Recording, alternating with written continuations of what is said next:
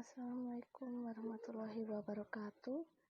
Saya Hanifah Ummu Azizah dengan NIM 17107010092.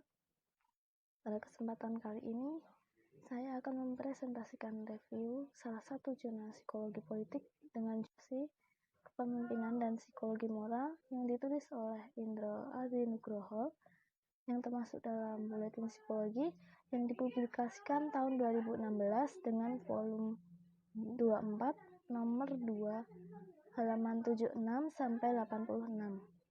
Langsung saja. Indonesia merupakan negara yang memiliki kekayaan melimpah, baik dari sektor destinasi wisata, pusat pertambangan dan minyak tanah, keindahan alam bawah laut, hingga kekayaan suku dan budaya. Demokrasi di Indonesia saat ini masih dipertanyakan. 18 tahun Indonesia belum menyentuh demokrasi yang sehat dan membawa kesejahteraan bagi masyarakat banyak. Demokrasi di Indonesia mulai diterapkan setelah turunnya kepemimpinan Soeharto dengan ditandai dengan banyaknya organisasi masyarakat dan partai politik baru yang muncul. Esensi utama dari demokrasi adalah kebebasan masyarakat dalam berkumpul dan menyampaikan pendapat. Esensi demokrasi mengenai kebebasan tentu akan menimbulkan konsekuensi positif maupun negatif. Fungsi negara di sini sangat dibutuhkan untuk memfasilitasi hal tersebut. Kajian psikologi menguraikan bahwa interaksi yang kompleks antara pikiran, emosi, dan nilai individu akan memunculkan perubahan perilaku manusia. Penyesuaian perilaku menjadi penting dalam transisi dari Orde Baru ke demokrasi dengan memperlakukan manajemen perilaku yang mapan dan komprehensif. Hal ini diperlukan pemerintah sebagai fasilitator dalam memenuhi kebutuhan perilaku rakyat sebagai penguasa tertinggi di negara. Dengan demikian, diperlukan pemimpin yang memiliki rasa kepemimpinan politik demokratis. Kurt Lewin tahun 1950 menjelaskan bahwa kepemimpinan demokratis sangat berbeda dengan kepemimpinan otoriter, terutama dalam pengambilan keputusan. Dalam demokrasi terdapat proses kolaborasi dari semua pihak untuk mengambil keputusan. Pendapat dari semua rakyat kemudian akan diambil kesimpulan oleh pemimpin politik. Keputusan ini bersifat fundamental sehingga disebut juga dengan keputusan moral. Keputusan moral diambil dengan berlandaskan nilai moral yang dimiliki. Nilai moral pemimpin didasarkan pada tatanan kognisi dan keadaan psikologis berlandaskan pada emosi yang hadir.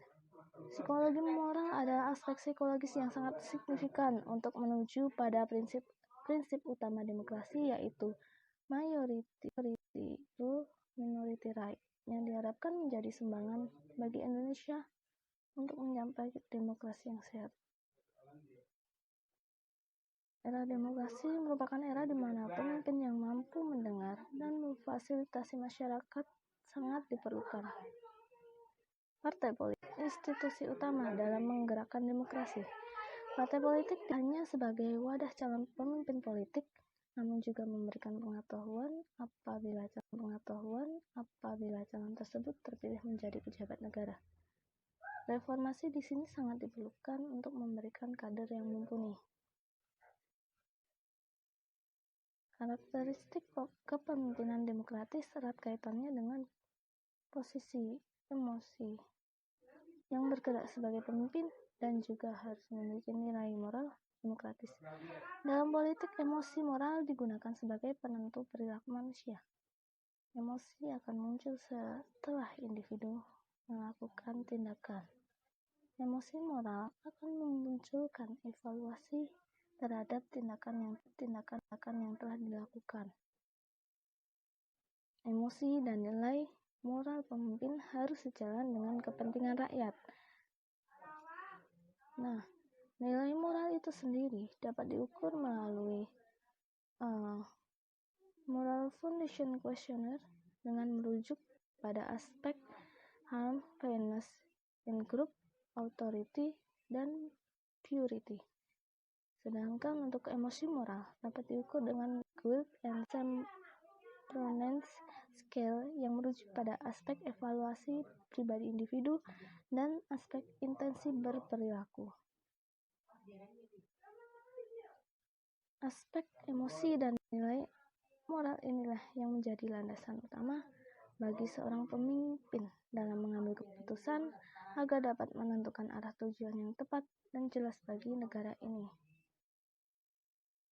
Nah, sampai ke penghujung presentasi. Sekian presentasi dari saya. Terima kasih atas perhatian dan mohon maaf apabila terdapat banyak salah kata. Saya pamit. Wassalamualaikum warahmatullahi wabarakatuh.